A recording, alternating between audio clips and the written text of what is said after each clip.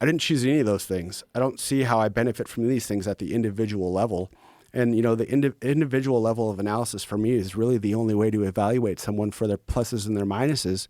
And anything beyond that, to me, is discriminatory on its face. Of course. It's just a great way to control people because you pit people against each other that way. And it's just an awesome way that they can stay in control and make everybody walk on eggshells and think that, they've victimized people in order to get to their position, and they have to be shameful of who they are that they had no control over.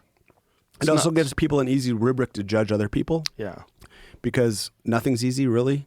And it gives them, like, white guy bad, black guy good, Chinese guy, as long as he's not applying to the college I want to get into, he's good. Right. And it gives people want easy answers.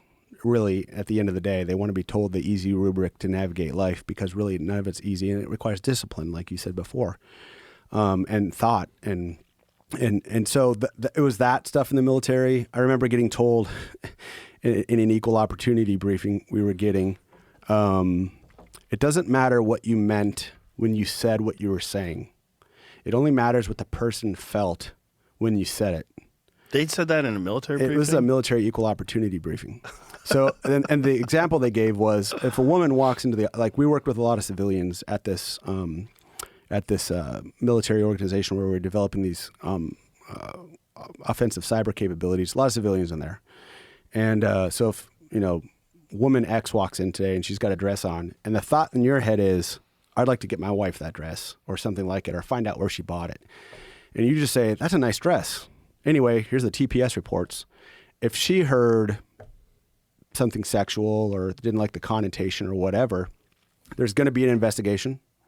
You're going to be pulled out of that office. This is all going to happen despite what you meant. So the idea probably was good. We want to prevent sexual harassment inside of the office.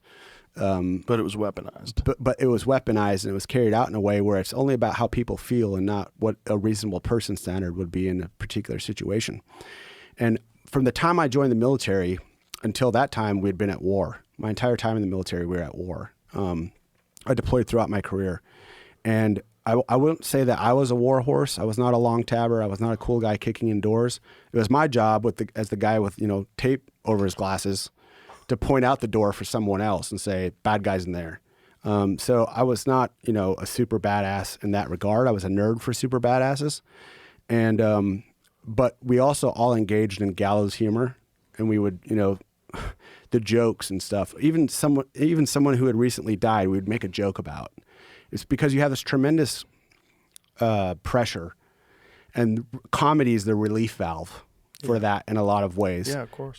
But then someone would overhear that joke or something, and now you're looking down the barrel of a 15-6, which is a military investigation, and all of these things that could permanently impact your life in a way and give you a scarlet letter to where you could never be employed again or do anything ever again, because you were simply trying to relieve some pressure, or you were trying to find out where to buy your wife the next dress, and now your life's being ruined. And I know guys who suffered under that sword. Like, I wouldn't name them, but I know guys who, their career met a terminal end because of a dumb joke or something. It's like, you can't be expected to go out and shoot people in the face and then be sensitive to someone's feelings an hour later. Right. It's just, it does not work. Now, should you talk to that guy and say, hey, you made woman X feel so-and-so, be more cognizant of that whenever you're around her in the future. Well, you should also have a rational discussion with the woman. Yes. And what did he ask you?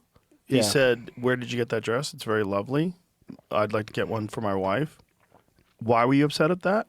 Like, is this rational? Like, how you can't be in an office if you're that sensitive.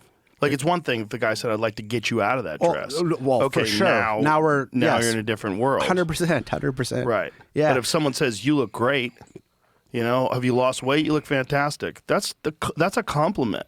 Yes. And if someone gets upset, I felt sexually objectified. I felt harassed. Like, okay, he just said you look great. Yeah. Well, that's it. Healthy. It's not, you look great, I'd like to get you naked. Right. Now we've crossed the Rubicon, right? Yes, now we're into for sure. But just you look great, or I like your dress. That's like, if you said that to a man, like, hey, great suit. Yeah. And he's like, Hey, I you've need to trimmed file a up. complaint. Yeah, right. I need to file a complaint. Yeah, you've trimmed up, Joe. You're looking Looking good. great, Bill. Like, oh my God, I am being harassed. I need a complaint. That would have worked during the Biden administration. That is fucking crazy. That would have worked. That's so crazy.